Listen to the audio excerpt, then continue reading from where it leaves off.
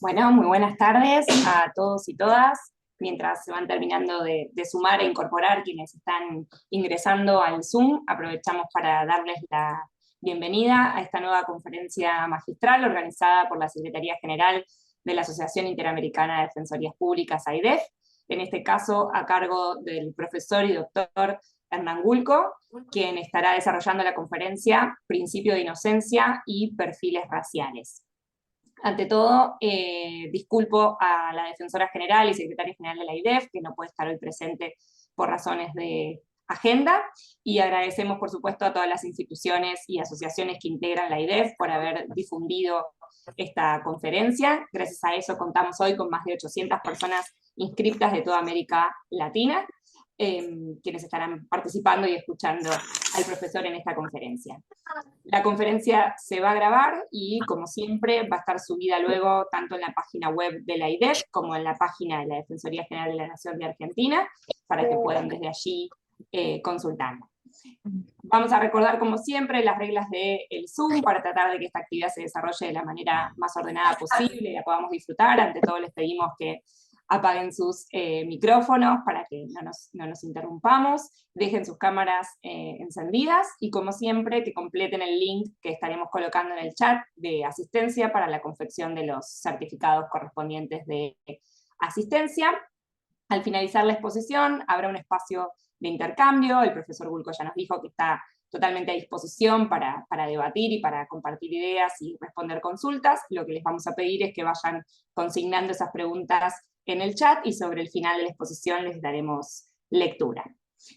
Dicho todo esto, entonces sí, presento formalmente, aunque supongo que todos y todas ya lo conocen. Hernán Gulco finalizó su carrera de abogado en la Facultad de Derecho y Ciencias Sociales de la Universidad de Buenos Aires, obtuvo su título de Master of Law in Comparative Law en la Universidad de Miami y su título de doctor en Derecho en la Facultad de Derecho de la Universidad de Buenos Aires. Fue asistente de los asesores presidenciales Carlos Nino y Jaime Malamud Gotti y secretario letrado en la Corte Suprema de Justicia de la Nación, del señor ministro doctor Jorge Antonio Baqué y del señor ministro doctor Enrique Santiago Petracchi. Es autor de varios artículos y libros, principalmente sobre derecho penal y libertad de expresión. Actualmente es presidente de la Asociación por los Derechos Civiles, ONG destinada a bregar por la tutela de los derechos constitucionales, y profesor de tiempo completo de la Escuela de Derecho de la Universidad Torcuato Di Tella. Ahora sí, hecha la presentación, profesor, le paso la palabra y lo escuchamos atentamente.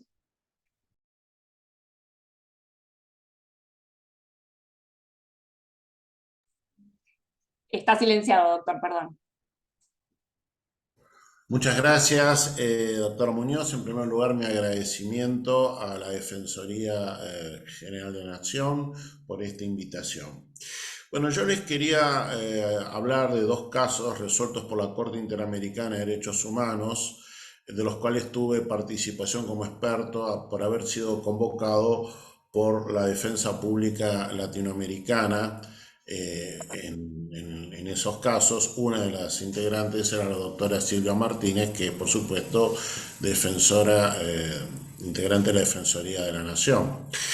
Los casos son Segarra Marín versus Perú, y el otro caso es Fernández Prieto y Tumbeiro versus la Argentina, que tratan temas centrales, en mi opinión, vinculados con las garantías de la defensa pública en los procesos penales.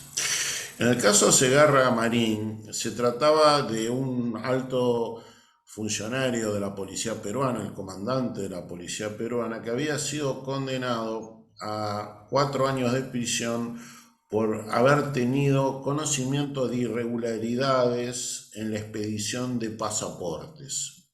Había sido condenado a 4 años de prisión.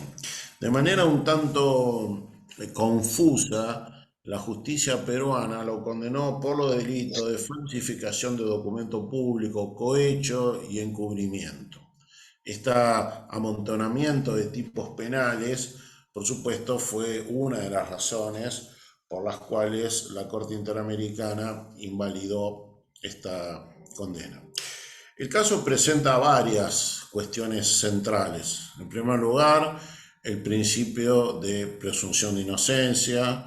el deber de motivación que tienen las decisiones judiciales, el valor probatorio que tienen las acusaciones de los coimputados.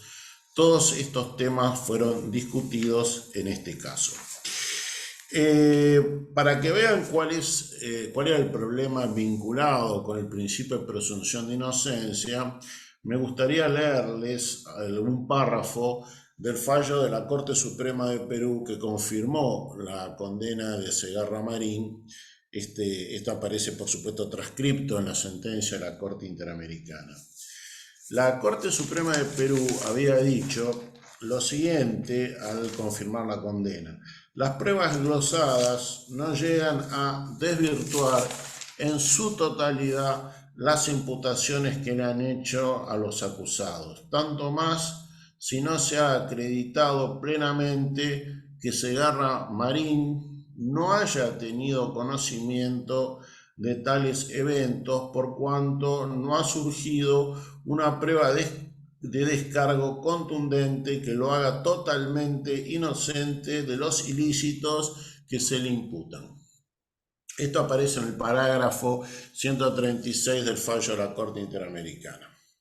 Como ustedes advertirán, esto es problemático, porque aparentemente está diciendo que corresponde condenar a Segarra Marín porque no pudo probar la inocencia de la acusación en su contra. La Corte Interamericana, en este caso, al invalidar en este punto la condena de Segarra Marín, hace toda una elaboración, citando precedentes anteriores, del principio de presunción de inocencia, que por supuesto son principios nada novedosos, que todos los conocemos. ¿Qué significa esto?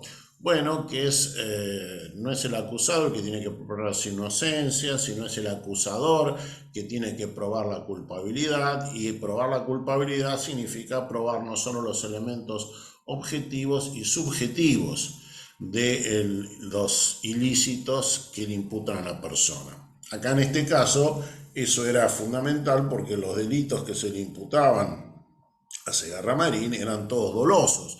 Entonces era necesario que el fiscal hubiera probado no solo el tipo objetivo o los tipos objetivos, sino el subjetivo.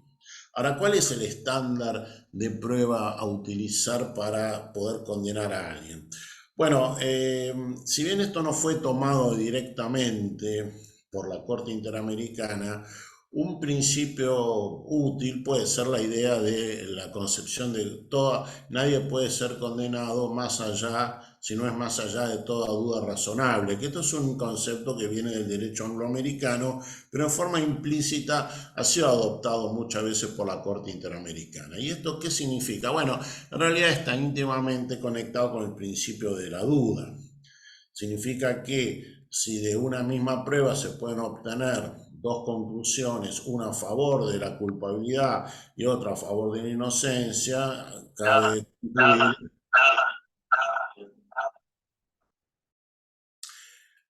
cabe concluir a favor de la inocencia del imputado, o mejor dicho, de su no culpabilidad.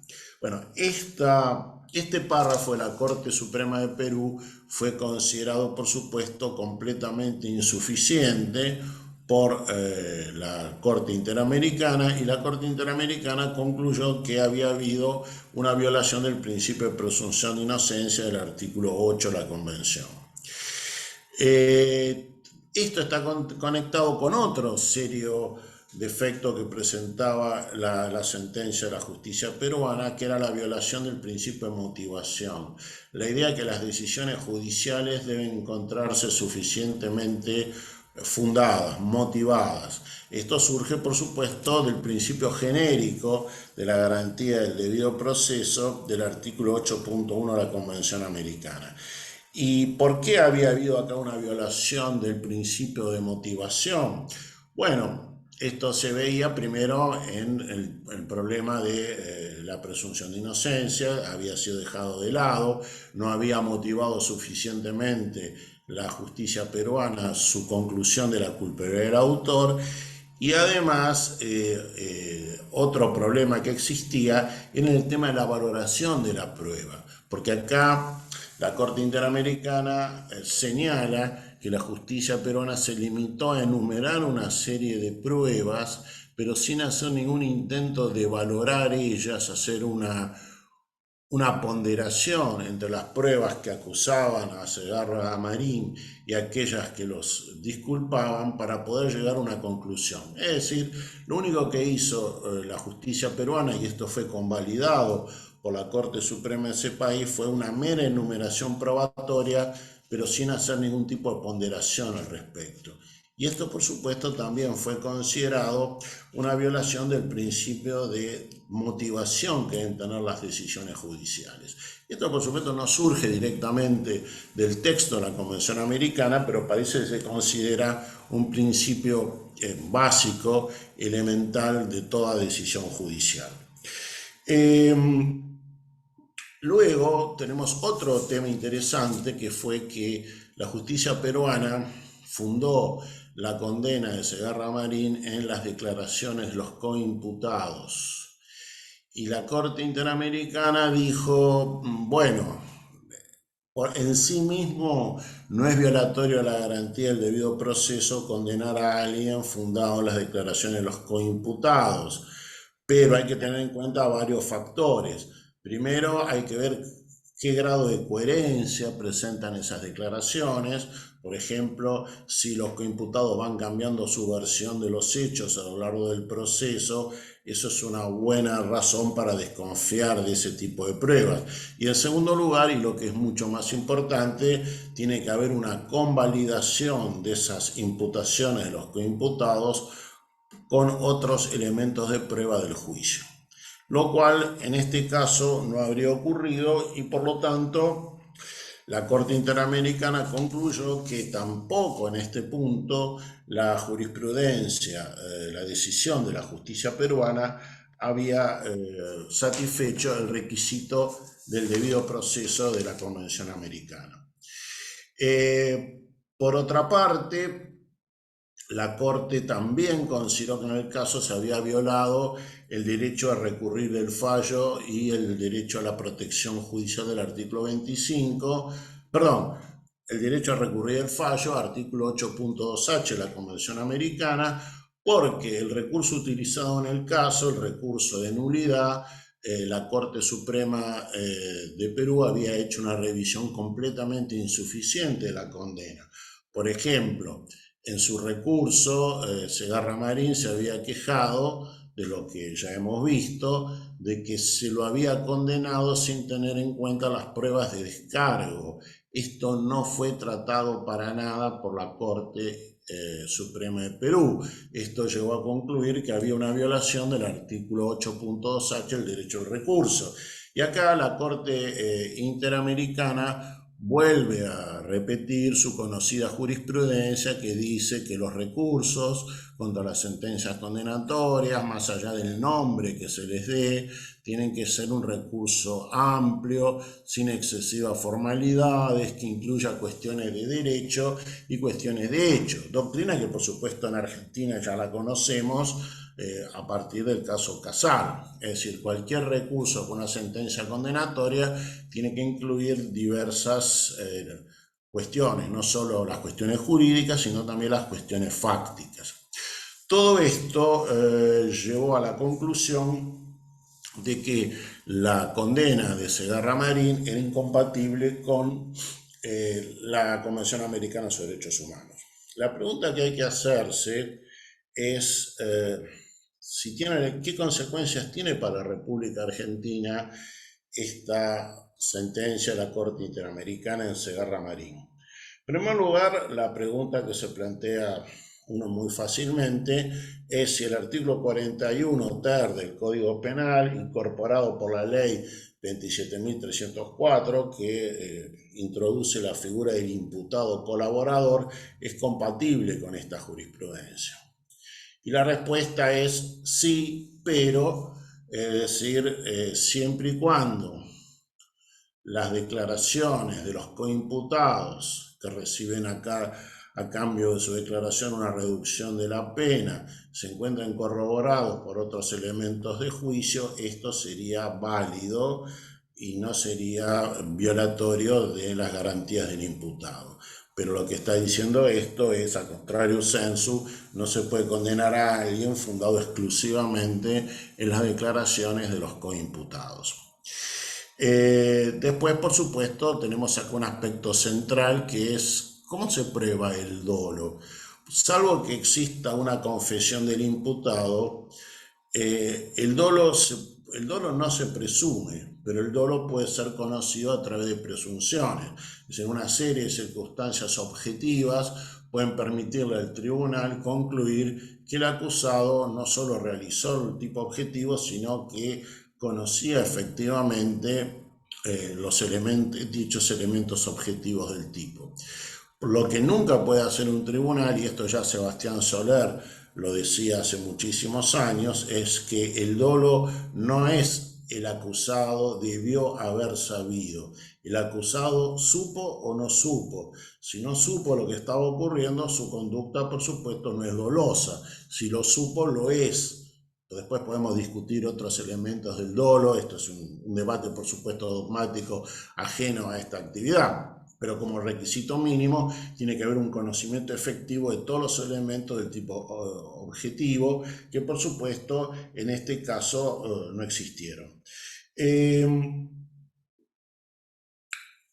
Otro aspecto interesante de este caso es que las normas, no es que la Corte Interamericana, en este caso Segarra Marín, declaró inválidas las normas procesales o las normas de fondo peruanas. En abstracto, dichas normas, por supuesto, eran aptas para proteger los derechos del imputado. El problema es que no fueron aplicadas en el caso concreto correctamente por la justicia local. Y esto nos tiene que hacer recordar que también se aplica a la Argentina, que el control de constitucionalidad o de convencionalidad, como quieran que lo llamemos, no es en abstracto. Normalmente la discusión de si una norma es válida o no es en abstracto, sino cómo la norma ha sido aplicada e interpretada en el caso concreto.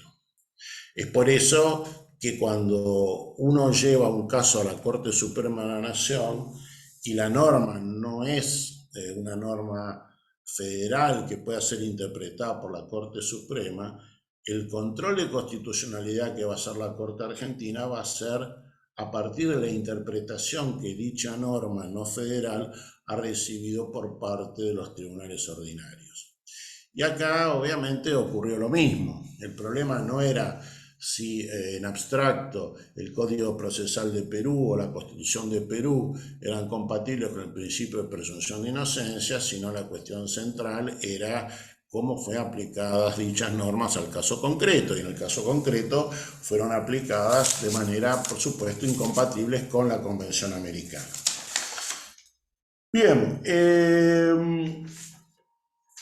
otro aspecto muy interesante que tiene este caso es, por supuesto, su consecuencia para la Argentina y para todos los países que hayan ratificado la Convención Americana, es el principio de motivación.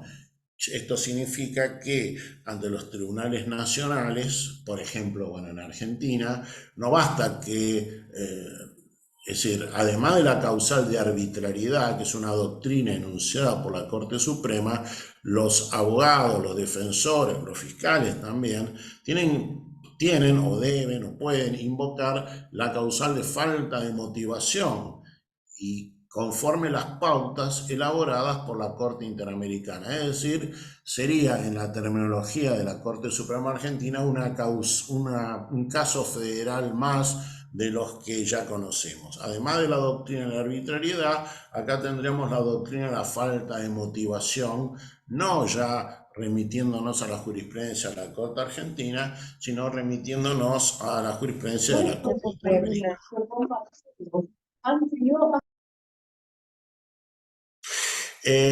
Bien, no sé si alguien quería decir algo, pues escuché una voz por ahí.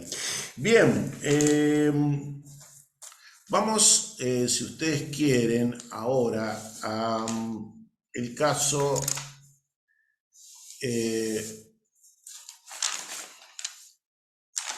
Fernández Prieto y Tumbeiro versus la República Argentina. Este es un caso resuelto el 1 de septiembre del año 2020.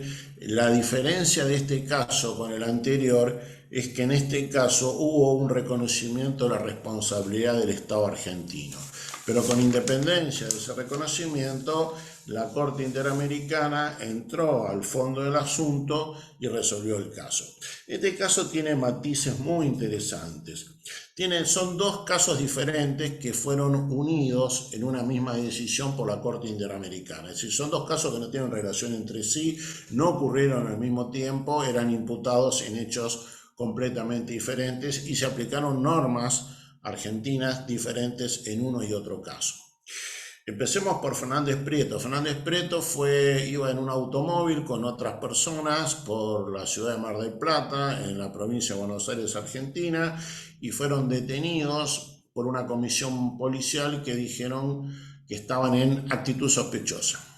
Punto.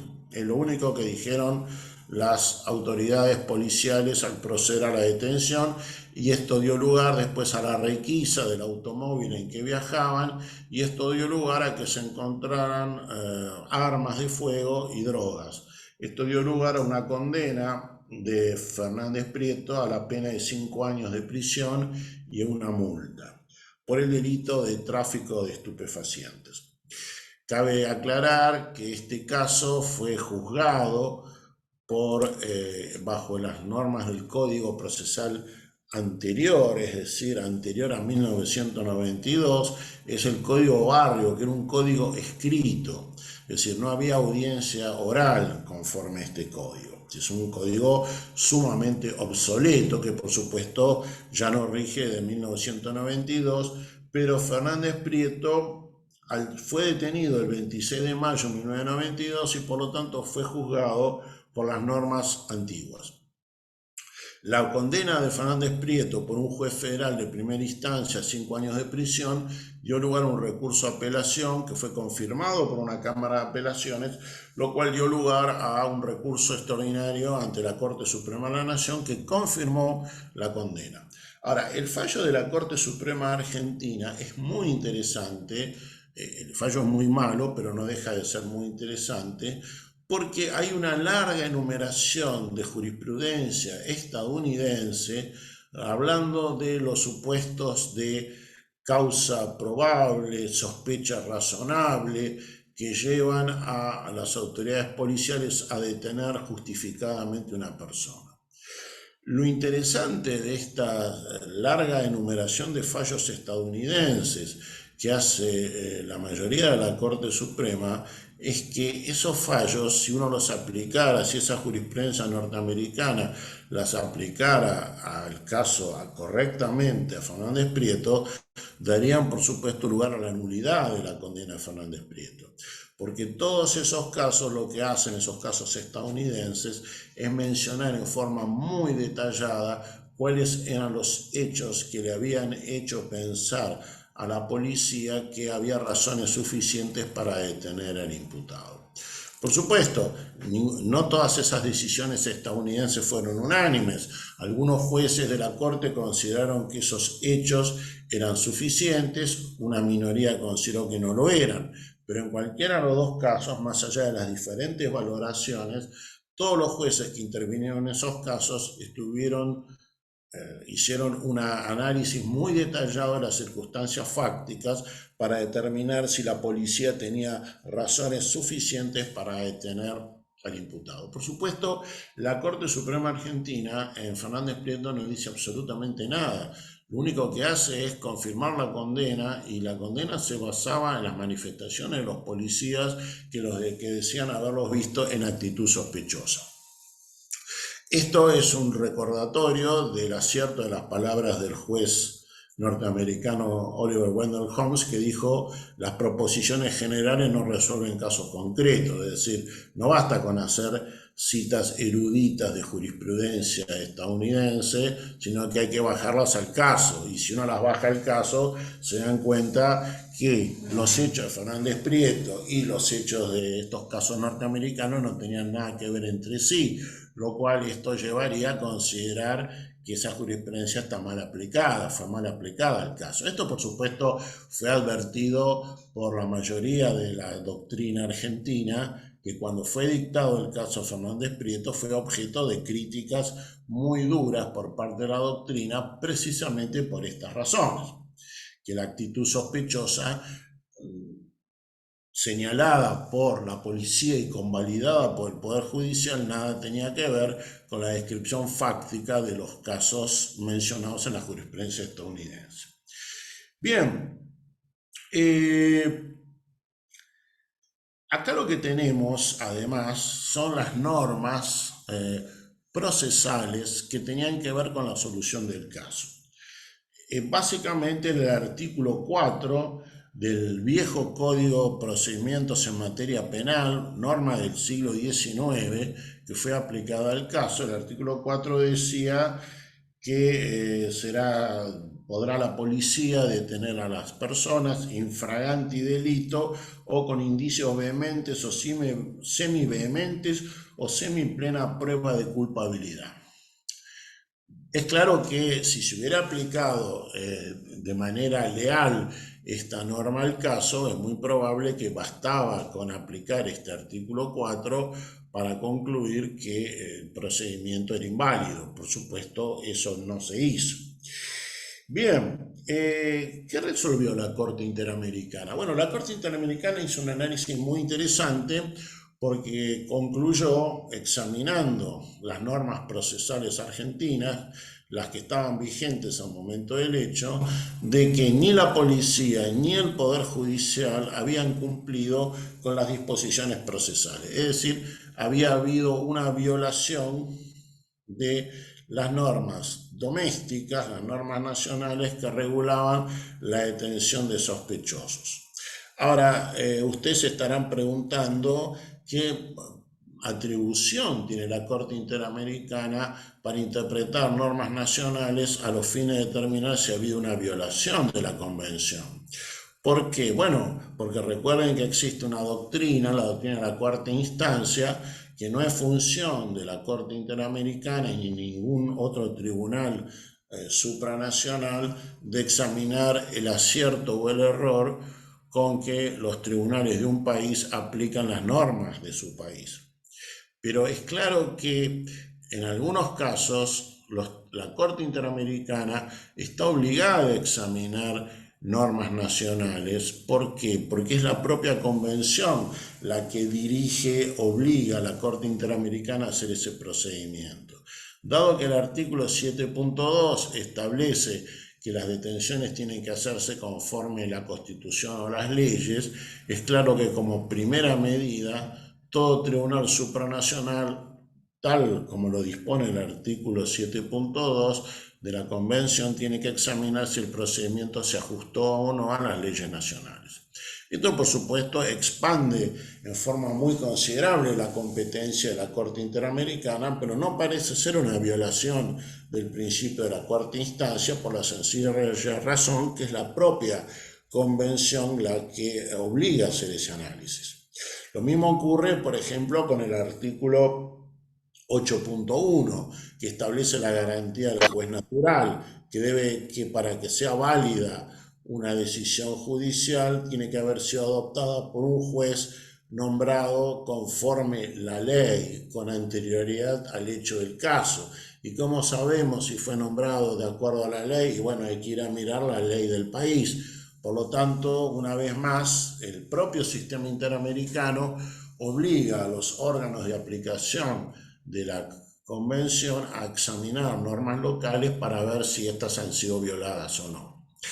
Ahora, acá la Corte Interamericana no se detuvo en este aspecto, fue más allá y la Corte Interamericana examinó en este caso si las normas que habían sido aplicadas, las normas procesales que habían sido aplicadas, satisfacían en los requisitos exigidos por el artículo 7 de la Convención Americana, y la Corte Interamericana concluyó que no había ocurrido así porque las normas argentinas relevantes eran demasiado vagas e indefinidas y otorgaban demasiado poder discrecional a las fuerzas policiales para realizar procedimientos de detención de personas. Esto está conectado precisamente con el otro demandante en este caso, que recuerden que acá lo tenemos a Fernández Prieto y Tumbeiro. Tumbeiro era una persona que fue detenida en un barrio muy humilde de la ciudad de Buenos Aires, y la policía, al argumentar, al dar las razones por cuál lo habían detenido, dijo que lo vieron nervioso y además tenía una vestimenta que no se ajustaba a las características del barrio. Esto llevó a que la policía lo detuviera. La policía nunca dijo que lo detuvo, sino que lo demoró para hacer una averiguación de antecedentes. Lo llevaron a un patrullero, un auto de la policía, y en ese momento se habría caído la droga, que era cocaína, que el imputado tenía en su poder. La Corte Interamericana, por supuesto, dijo que acá tampoco se había cumplido con las disposiciones legales que regulaban este procedimiento, y por supuesto, además, concluyó que aun cuando se hubiera cumplido con esas normas legales, el procedimiento tampoco era válido porque dichas normas legales eran excesivamente vagas y otorgaban mayor discrecionalidad a las fuerzas policiales. Recuerden que este procedimiento, este caso de Tumbeiro, ya ocurrió bajo el nuevo Código Procesal Penal Federal Argentino, que rige desde 1992, que a diferencia del que existía cuando en el caso Fernández Prieto, es un código mixto, esto es donde hay un procedimiento escrito a cargo de un juez de instrucción, pero luego se lleva a cabo un juicio oral y público. Por supuesto, al igual que en el caso Fernández Prieto, en Tumbeiro la Corte Suprema mejor dicho, no rechazó, hizo lugar al recurso del fiscal, porque el fiscal había interpuesto un recurso extraordinario contra la decisión de la casación, que había absuelto al imputado, porque la casación había considerado que en el caso no había una causa probable para llevar a cabo la detención. El fiscal interpuso recurso, y un recurso extraordinario ante la Corte Suprema de la Nación, y la Corte Suprema de la Nación revocó la absolución de Tumbeiro. Esto, por supuesto, llevó también a la conclusión de que había habido una violación de la Convención Americana por parte de la República Argentina. Ahora, en la parte dispositiva, la Corte Interamericana lo que está disponiendo es, por supuesto, que la República Argentina tiene que adecuar su legislación interna a lo resuelto en este caso. Es decir, tiene que dictar normas que sean mucho más específicas que las que existían en los casos de Fernández Prieto y de Tumbeiro. La pregunta que uno tiene que hacerse ahora es si el artículo, por ejemplo, 217, el nuevo Código Procesal Federal, que como ustedes saben solo está rigiendo en las jurisdicciones de Salta y Jujuy, y algunos artículos aislados rigen para todo el país, cumple con esas expectativas, con esos mandatos de la Corte Interamericana. El nuevo Código Procesal exige que la detención sin orden judicial solo puede hacerse en un caso de flagrancia. ¿Y qué es flagrancia? Bueno, eso es definido en el artículo 217, cuando dice sorprendido en el momento de intentar cometer un delito, inmediatamente después, si fuera perseguido o tuviera objetos o presentar rastros que permitieran sostener razonablemente que acaba de participar de un delito. Y respecto a las requisas, que es específicamente el caso de Tumbeiro, el nuevo código dice que para que haya una pesquisa, por ejemplo, de un automóvil sin orden judicial, circunstancias previas que razonablemente y objetivamente permitan presumir que se ocultan cosas relacionadas con un delito, y también se exige que no se puede esperar el dictado de una orden judicial. La pregunta que uno tiene que hacerse es: ¿estas normas se ajustarían a lo establecido por la Corte Interamericana? Y la respuesta es quizás sí, pero en realidad con las normas en sí no hacemos nada, porque la pregunta es ¿quién las va a aplicar? Entonces, esto requiere, primero, por parte de las fuerzas policiales, cuando detengan a una persona o realizan una requisa, tiene que haber una exposición de los hechos lo suficientemente detallada y que le permita a los jueces examinar en el caso concreto si se cumplieron los requisitos exigidos por el Código Procesal. Es decir, en abstracto uno podría decir que el nuevo Código Procesal se ajustaría al mandato dispuesto por la Corte Interamericana, pero eso hay que ver cómo es aplicado por los tribunales federales o nacionales. Y queda la pregunta de ¿qué pasa con las jurisdicciones argentinas que tienen códigos procesales menos exigentes que el Código Procesal? O provincias que facultan a la policía a realizar detenciones por averiguación de antecedentes con estándares sumamente laxos, como ocurre en varias jurisdicciones. Y la respuesta es: ello no necesariamente llevaría a una invalidación de esos códigos, siempre y cuando en su aplicación los jueces, los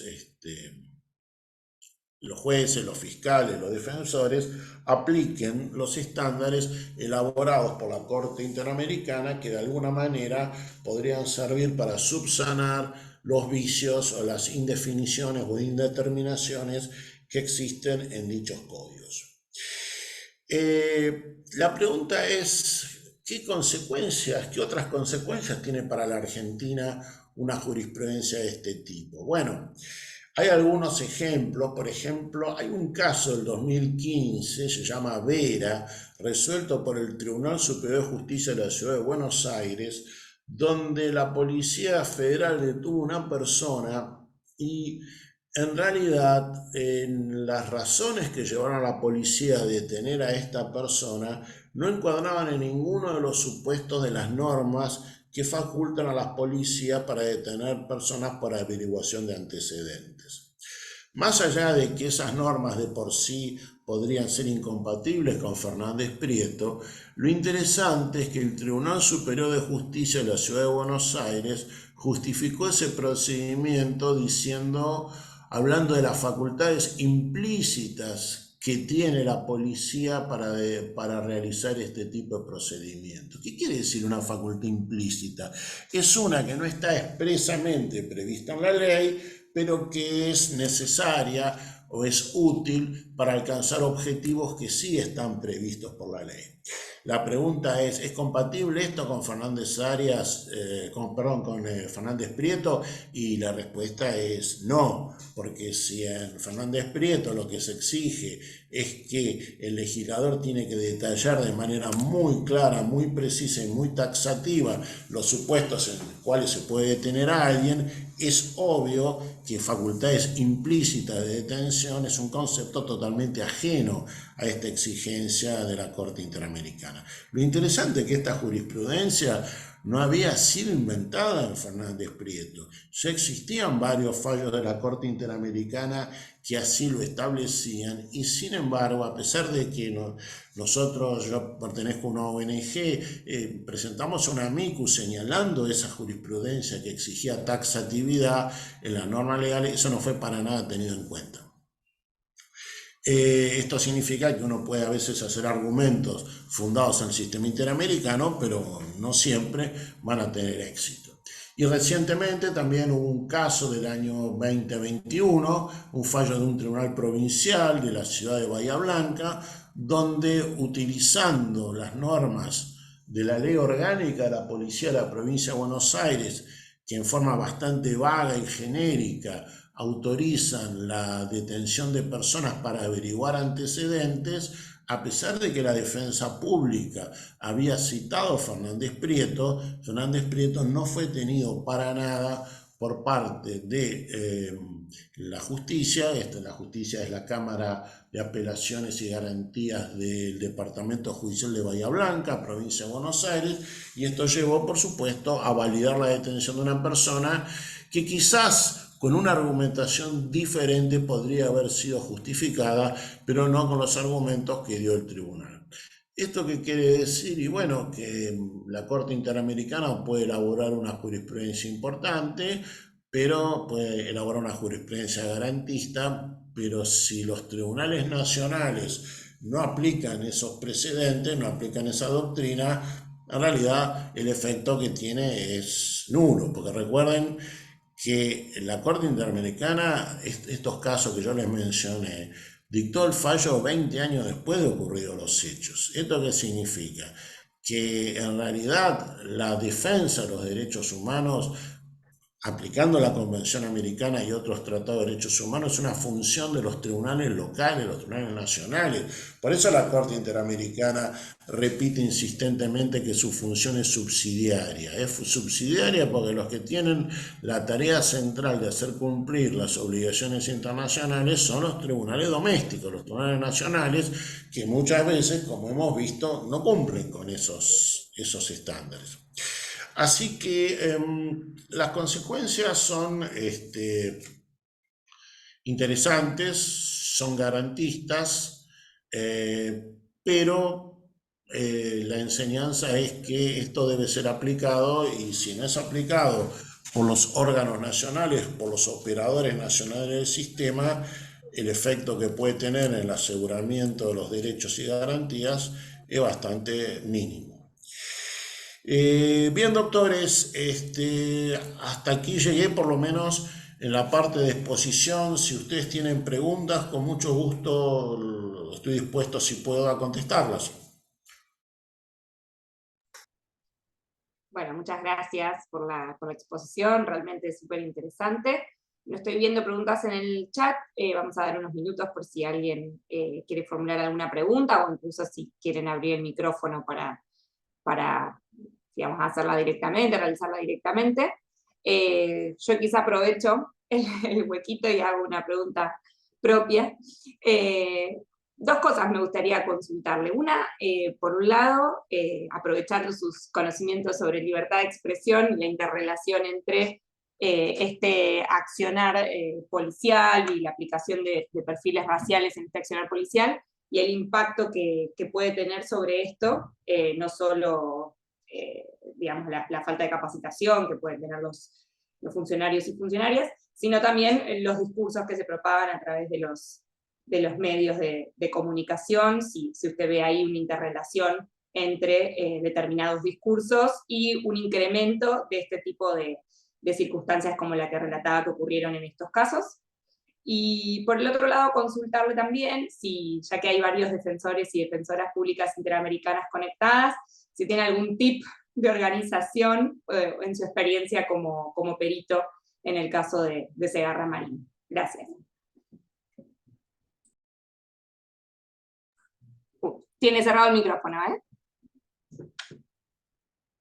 Su pregunta me hizo recordar una omisión de mi parte. Un argumento muy interesante respecto del caso Tumbeiro es que la Corte Interamericana dijo que ese perfilamiento, es decir, argumentar que se justificaba la detención de Tumbeiro porque su vestimenta no se ajustaba a la del barrio, era claramente discriminatorio y era violatorio, por supuesto, del principio de intimidad. Entonces, y esto lleva, por supuesto, al cuestionamiento de los llamados perfilajes, donde la policía tiene una serie de pautas para determinar si corresponde detener una persona para interrogarla. Esto es muy común en los aeropuertos, por ejemplo, si alguien llega tarde, a último momento, si lleva poco equipaje, y esto muchas veces está asociado con unas determinadas características que pueden ser étnicas o pueden ser de vestimenta, de origen social, y obviamente esto a la luz de Tumbeiro, de las consideraciones de Tumbeiro, son de dudosa validez. Respecto a lo segundo, a los discursos de odio a través de los medios, bueno, uno podría decir que la libertad de expresión no creo que prohíba todo discurso de odio. Si uno mira la Convención Americana y el Pacto Internacional de Derechos Civiles y Políticos, son castigados esos discursos, los países tienen la obligación de castigarlo, pero cuando sean incitaciones al odio racial, religioso, que constituyan incitaciones a la violencia o actos similares o actos ilegales similares. Esto tiene alguna conexión con la doctrina estadounidense del peligro claro y actual. No basta que un discurso político sea antisistema, sino que es necesario que ese discurso tenga la propensión de causar de manera cercana actos de violencia. La razón de esto es que, de lo contrario, si el mero contenido de un discurso puede dar lugar a la represión estatal, esto podría dar lugar a una reducción muy fuerte del nivel de crítica y debate que tiene que existir en una sociedad democrática. Y respecto a un posible tip basado en el caso Segarra Marín, bueno, lo que se puede decir es que la doctrina de la Corte Interamericana tiene que ser usada, por supuesto, ya en la primera oportunidad posible. Es decir, no porque sea un requisito del sistema interamericano que si yo no hago el planteo ahora no lo puedo hacer más tarde. Pero es muy importante empezar a hacer esos argumentos ya en primera instancia. No son argumentos para las grandes jurisdicciones, solo cuando llego al Tribunal Constitucional, ahí voy a hacer el planteo. Eso lo tengo que hacer ya en primera instancia. Y esto se aplica a países que tienen control difuso de constitucionalidad como la Argentina y a países que tienen control concentrado de constitucionalidad. ¿Por qué? Bueno, porque en realidad, dado que no en todos los países latinoamericanos los tratados de derechos humanos integran la Constitución, a diferencia de la Argentina, si una cosa es el control de constitucionalidad y otra cosa es el control de convencionalidad, el hecho que exista control concentrado no impide que los tribunales ordinarios ejerzan control de convencionalidad. Uno no le está pidiendo en un país que existiera control concentrado que declare que tal norma del país viola la Constitución, porque eso violaría el control concentrado. Le estoy pidiendo que declare que esta norma o este procedimiento policial o judicial viola la Convención Americana, y eso no es control de constitucionalidad sino de convencionalidad. Es por eso que mi sugerencia es que los planteos fundados en la Convención Americana y en otro tratado de derechos humanos tienen que hacerse en las primeras oportunidades posibles. Por supuesto, en Argentina la situación es un poco diferente, porque dado que los tratados están incorporados a la Constitución, todo planteo de convencionalidad es al mismo tiempo un planteo de constitucionalidad, pero no tiene tanta importancia práctica porque en Argentina existe el control difuso, es el modelo estadounidense, a diferencia de otros países. Excelente, muchísimas gracias. Bueno, aquí se fueron sumando algunas preguntas. Juan Serrano le consulta qué opinión le merece la compatibilidad de la Convención con las capturas que realizan los miembros de las Fuerzas Armadas en tareas de seguridad ciudadana.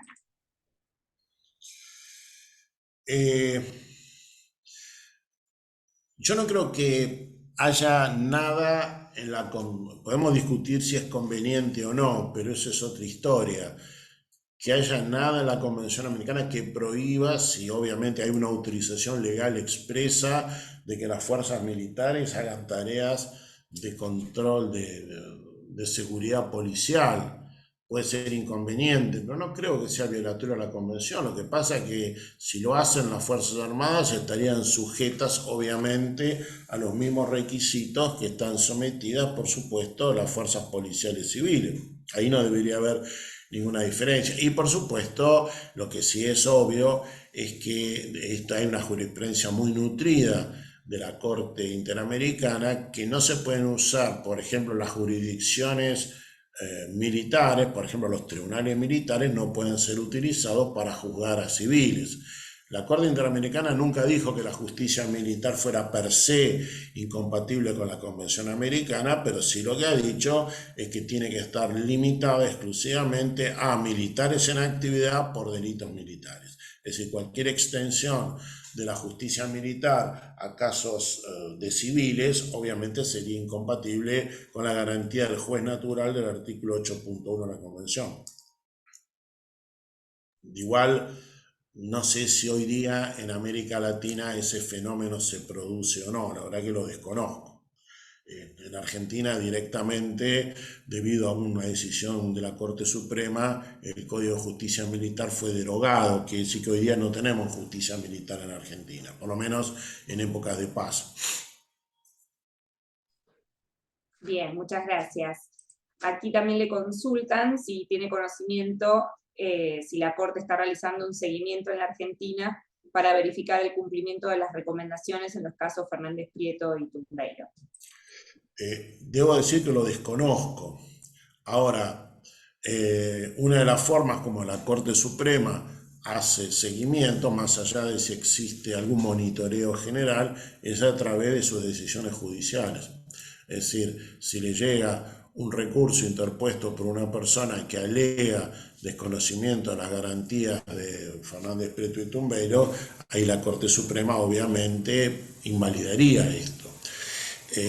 Yo creo que más allá de que la Corte Suprema en su actual integración tiene una actitud más, si ustedes quieren, hostil hacia el sistema interamericano de derechos humanos, yo creo que no tendría ningún problema, obviamente, en aplicar la doctrina de Fernández Prieto y Tumbeiro a los casos nacionales. Eso querría creer. La Corte Suprema tiene un caso muy poco afortunado, donde dijo que la Corte Interamericana carece de facultades para revocar fallos de la Corte Suprema, lo cual por supuesto no tiene ningún sentido, porque a veces es imprescindible dejar sin efecto una decisión de un tribunal nacional para hacer efectiva la protección de los derechos, y no hay nada en la Convención Americana que por supuesto lo prohíba. Excelente, muchas gracias. Bueno, allí Matías Paglialunga quiere hacer una pregunta, no sé si quiere abrir el micrófono en este momento.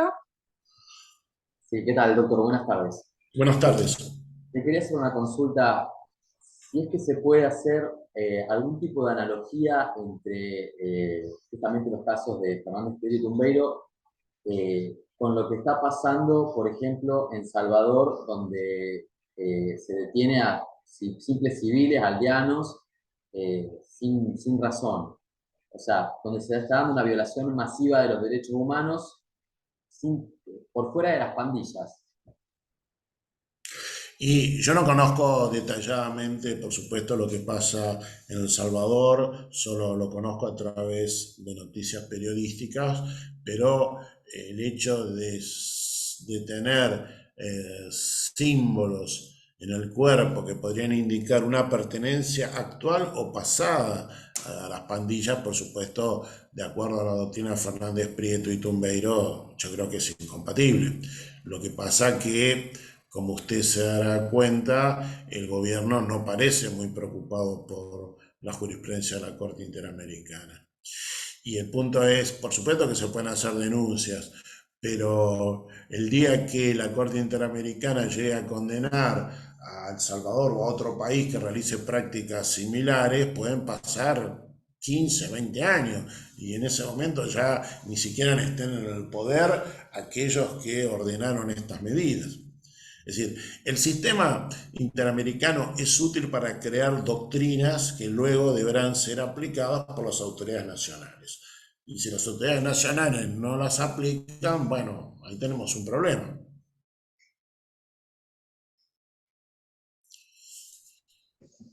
Bueno, perfecto, muchísimas gracias. No tenemos más preguntas en el chat ni pedidos de palabra, así que, profesor, le agradecemos muchísimo su exposición.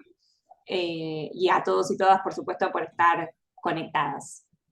Bueno, muchas gracias, doctora, muchas gracias a todos los que han escuchado y bueno, nos veremos alguna otra vez. Muchísimas gracias y tengan buenas tardes.